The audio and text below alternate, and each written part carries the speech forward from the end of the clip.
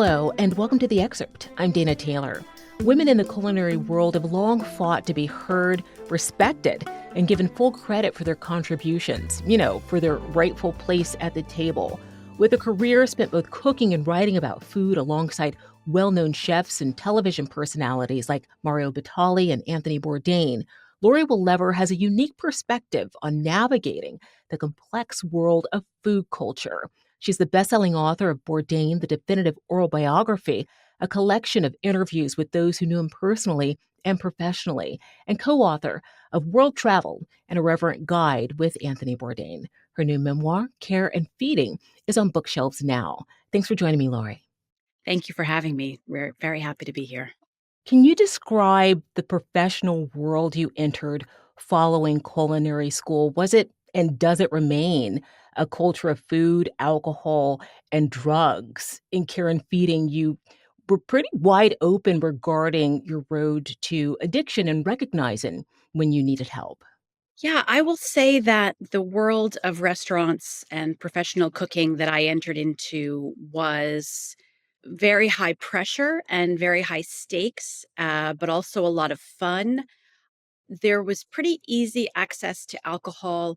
But I do want to say that my perspective comes from one specific restaurant. So I think that there is a range. Certain fine dining restaurants, there's a very low tolerance for drinking on the job, joking around. There's silence in the kitchen. That was not my experience. Things were a little looser, a little bit more fun. And this was the late 90s and early 2000s. So that was a specific point in time. I do think that kitchens remain a high pressure, high stakes environment. There is a lot of goofing around and a lot of camaraderie, a lot of ways to blow off steam. But I do think that things have changed for the better. That's my anecdotal understanding from speaking to friends who are still in the business. I was going to ask you about working in high pressure environments. You write about the challenges of finding your path while working in various high pressure environments within the culinary world. In broad terms, what did survival mean to you then, and what does it mean to you now? I think at the time, survival meant getting along with people, going along. If there was someone that was in power that was doing something untoward or uncomfortable, it was about, and this was my experience, and I wrote about it in the book.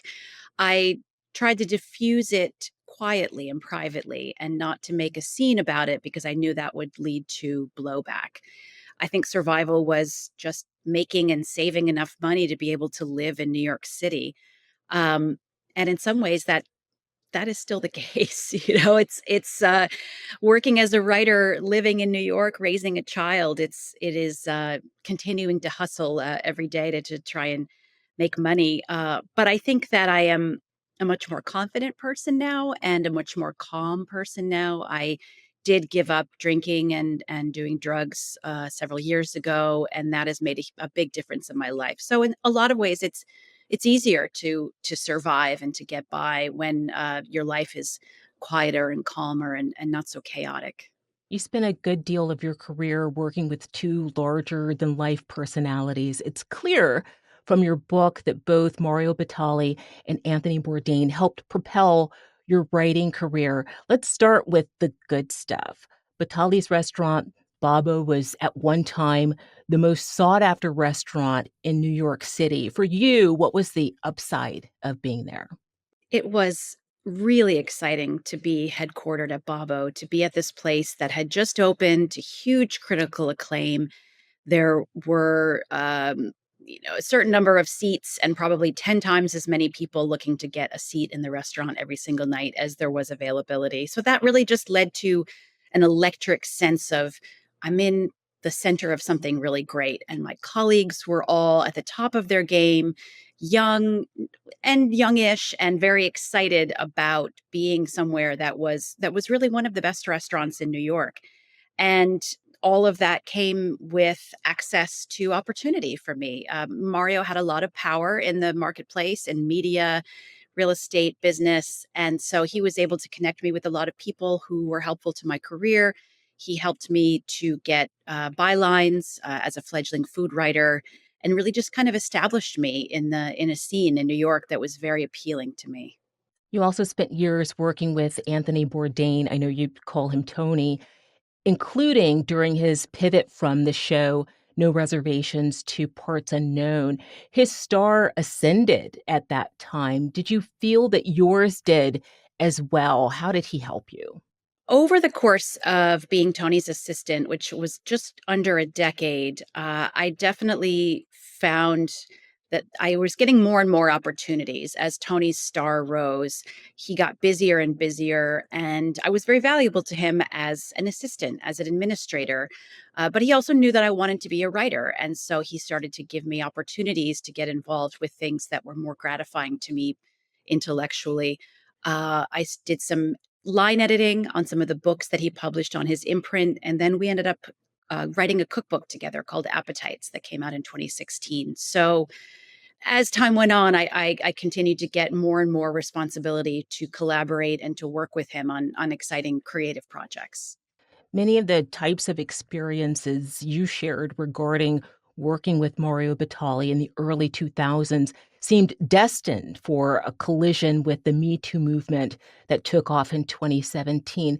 There was a moment when Anthony Bourdain thought you might need to do some personal damage control when Mario Batali was accused of sexual assault.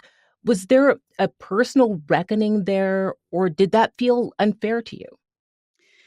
I had mixed feelings about it. It felt a little jarring and slightly unfair to have to take any responsibility for harassment and alleged abuse and things that I didn't really feel that I had any part in. Where I landed on it ultimately was that I was part of a culture that in which this was very, very normalized. And as much as it's not okay to be touched inappropriately at work or to be ever to be abused or assaulted in any way, it was the lower end of things. This was kind of normalized in the late 1990s and early 2000s when I was working around him. And so I had to look at my part in it, look at the part that I played in not more vocally pushing back, and but also just recognize that none of these things happen in a vacuum, and it's not really black and white. And as much as I benefited from being around Mario and having access to some of those channels of power, that it was also ultimately kind of a toxic environment that I spent many years in. So it was a complicated kind of personal reckoning. You've worked in publishing and professional kitchens, places that historically haven't been welcoming to women. Over the past 20 years or so, have you seen or experienced any meaningful changes? I can only speak to my own experience in terms of kitchens where I haven't really been in kitchens in a long time. Women made up probably half the kitchen staff or a little less than half the kitchen staff when I worked at Babo. So it wasn't that we weren't necessarily invited or included, but that you had to work a little bit harder. You had, or maybe a lot harder to prove that you deserve to be there. My understanding now from speaking to chefs who are still active in kitchens and speaking to cooks and people in the industry is that there have been some changes. It's not completely linear, and I think there probably will be ebbs and flows of progress and regression. But I think that many restaurateurs got scared in 2017 and thought about how do we put some structures in place in the workplace to prevent things like this from happening and or to have a way to react in a cohesive way if someone does have a complaint. So I think you see more HR structure, just more supports, more communication between management and employees. But it is what it is, as they say. People are people, stress is stress, relations between men and women are what they are, and I think there always will be sort of a looser environment than maybe in an office or another type of workplace, but I do believe that there have been some changes. As I mentioned, you've written extensively about Anthony Bourdain. In your new book, you discuss the impact of his life on both your career and personal life, as well as the impact of his death on both of those. What was the biggest lesson you took away from his life? And what was the biggest lesson you took away from losing him? I think one thing that really was so powerful that I learned from Tony, and I saw it. He talked about it. I think other people experienced this too. Was this openness to the idea that I don't know everything, and I probably can't ever know everything about a subject, about a person.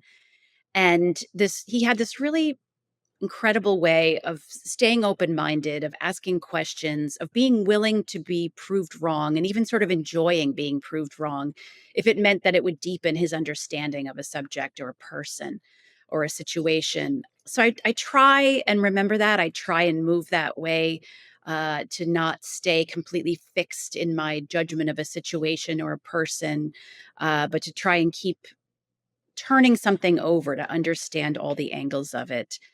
And then as far as his death and what I learned, I got practice in managing grief in a way that I hoped I never would have to, but that is part of life, is death. And also recognizing that much like he knew there was always more to learn, there's always more to learn about a person. And so when I spoke with people that knew him for the oral biography, I must have spoken to between 90 and 100 people, and I learned something new about him from every single one of those people. And I was quite sure when I started that I knew everything there was to know about this guy. And it was really, in some ways, a pleasure to be proven wrong, to know that whatever someone shows you or tells you, there's always more to a person going on under the surface. Your book is called Care and Feeding, which sounds nurturing, Lori. Now that I've read it, I'd like to have a deeper understanding of why you chose that title. How did you land on that? Hmm.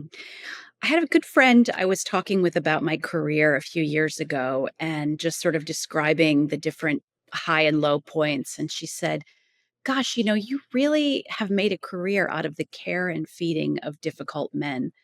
And I had never framed it in that way, but it made so much sense to me that even whether it was with Mario or Tony or working in various publications that were helmed by men or working as a private cook, there were challenging aspects of everyone's personalities or everyone's lives that I had to manage. And I think I've developed some skill in that area. So that's one explanation for the title. And then also there's a lot of cooking and feeding and self-nourishing or self-neglect and all of that goes on throughout the book.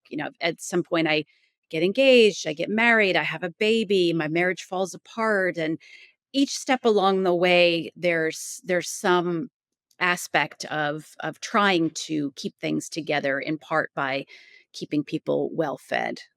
And finally, it would be impossible to tell the story of your professional life without discussing your work with Mario Batali and Anthony Bourdain. Does this book close the chapter on that era of your life? What's next for you?